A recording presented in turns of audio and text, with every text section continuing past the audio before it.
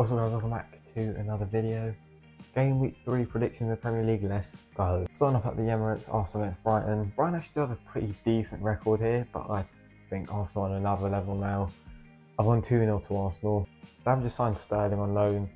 I'm not against the signing if he has just been brought in to be a backup for Bukayo Saka, but if he's going to be starting games a lot, especially on the left, I'm not a fan of this at all. Brentford against Southampton. I've gone 2-0 Brentford, as much as I don't want to say that because I do like a few of the Southampton players like Archer and Armstrong. Realistically, it's going to be similar to Southampton's game last week. They're going to have all the ball, they're going to do absolutely nothing with it because they'll be passing it around the back for 80 minutes. But Brentford will just be dangerous on the counter-attack. The players like Mbuemo, Vissa, Charlotte or Lewis Potter, whoever plays, like they are tailor-made for that. Southampton give the ball away a lot, they're not very good defensively. And yeah, I don't think that they'll get any points. Everton against Bournemouth. I've gone with a 1-1 draw, provided Sean Dyche learns from his mistakes and starts Jake O'Brien instead of Michael Keane, plays Iliman Ndiaye, and maybe even plays Lindstrom. If he still plays with Michael Keane, Decore, and Harrison, I think Bournemouth should be able to win this really comfortably. But Bournemouth had 2 1-1 draws to start the season, so they'll probably get 3, do you know what I mean? Ipswich Town against Fulham. I'm backing Ipswich to get the first win on their top flight return. Going 2-1 to the Tractor Boys. There have been some moments I've been really impressed with their play. And although Fulham were quite good against Leicester last time out, Smith Rowe I think once again is going to have a really good game. I think they are a bit open in transition and I think Ipswich have the players to exploit that. They're good with the press. They like to play high-tempo football. And I'm backing them to get it done, man. Leicester City against Aston Villa, a Midlands derby. East v West. Two teams that have completely different aims this season. Leicester's is probably just to avoid relegation. Villa are looking to get back-to-back Champions League places. But I think this game ends in a draw, I can't lie. I'm going 2-2. Leicester did get a point against Tottenham on the opening day. If Durant starts, I think Villa probably do win. Nottingham Forest against Wolves, another Midlands derby once again. This is East v West. This time I think there will be a winner. I'm going 2-0 to Nottingham Forest. I've captained Marilla in my FPL as well. He's going to score a screamer.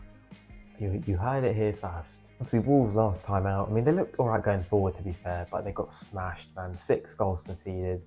Forest have only conceded 1 so far. I know the other team that played was Southampton, but the team looks really solid. They signed another Brazilian centre-back as well. I mean, Chelsea showed that Wolves midfield couldn't really deal too well with the press.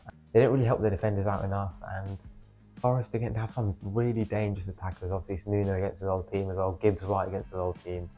I'm backing to have a good one. West Ham United against Manchester City. I genuinely have predicted a 2-2 draw. And now this might just be because I'm absolutely knackered right now, but I just have a feeling West Ham are going to score within the first 2 minutes. They'll be 2-0 up by half time, and City will fight back, but they won't be able to get 3 points. This is based on the fact that I think Wan-Bissaka is going to start, because I think he's going to be huge. I think Tadiba and Kilman need to be a centre-back pairing as well for them to get anything. But I just have this weird feeling, you know, sometimes you get one of those feelings. It's one of them. I could also see Man City winning this 2-1, especially if Rodri is starting. I genuinely think this will be a really tough game for Man City. Chelsea against Crystal Palace, a London derby. I'm once again going for a draw. I've gone 3-3. Chelsea are just a big unknown. They were fantastic against Wolves last week, but they lost to Servette in midweek. I know they still got through and they rotated a lot, but defensively they don't look very stable. They conceded 2 goals in both their opening 2 games. Palace, I know, didn't score last time, and they only scored once against Brentford, although I mean, Eze's goal should have stood. I think Mateta should be more match fit now, like more rested. He should be better. I've also signed former Chelsea youth player and former Arsenal man Eddie Nketiah. I don't think he will be able to play a part in the game. Yeah, I'm expecting a bit more from Palace going forward because Chelsea's defence doesn't look too solid. But going forward, Chelsea have been fantastic. Madueke, Palmer, I'm expecting big things from them again. Jackson that will need to have a good game, but sometimes he's a bit hit and miss. When he's good, he is fantastic, but there are also games where he's stinky. I think Neto should start on the left wing, but if Lavia hasn't fully recovered, I can see them struggling a bit in the midfield because Wharton is fantastic. Decore is now back as well. Newcastle against Tottenham. Now, the last 2 games at St James Park between these 2 sides have ended in an aggregate score of 10-1 to Newcastle. I don't think it's going to be that one-sided this time. I've gone 3-2 Newcastle. I know Newcastle haven't looked great this season so far. They've looked a bit sluggish. They don't look on the pace, but Tonali is back, which I think is huge. It's one of the few games last season where we saw a front three of Barnes, Isak and Gordon, and it was fantastic. Tottenham do look a lot better now though. You know, they've won 4-0 last time. And although Solanke, who scored 3 goals in 2 games last season against Newcastle, won't be able to play a part in this game, they should have a big goal for it, considering they scored 4 goals last time out. I just struggle to back any visiting team against Newcastle at St James's Park. Manchester United against Liverpool. Liverpool don't have a very good record at Old Trafford. I know they've obviously had the 5-0 a couple of years ago. They had a 4-2 during COVID as well, but for the most part, like last season when United looked like they're in the bin, Liverpool fighting for the title, they drew at Old Trafford, and that was a lucky draw as well because the penalty was never a penalty, and they lost in the FA Cup, you know, so United just seem to have Liverpool's number at Old Trafford. The only sort has been perfect so far, so 2 wins, clean sheets in both games, but I think that Man United do take this. I'm going 2-1. Mason Mount is out for this game, which I think is a big shame. I don't think Liverpool can afford a slow start in this game like they've had in the previous 2.